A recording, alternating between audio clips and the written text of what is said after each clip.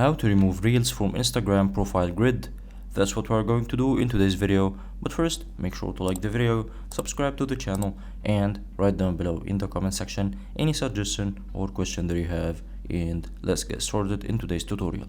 So if you add a reel into your Instagram account, it's by default gonna be available on the Instagram profile grid. If you want just posts to be available on the profile grid and reels to be only in the reel section, all you're gonna do is just removing it from the profile grid. Let's first open Instagram, and as you can see, here is our reel, and then go to our profile from here, and as you can see, here is the reel, as you can see, under the profile grid.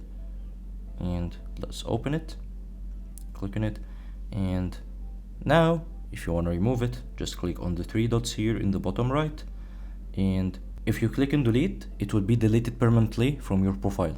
You have to click on manage and click on remove from profile grid. Let's go back again, as you can see, and now the reel is removed from the profile grid successfully. Hope you guys enjoyed the video. Don't forget to like the video, subscribe to the channel, and write down below in the comment section any suggestion or question that you have, and have a nice day.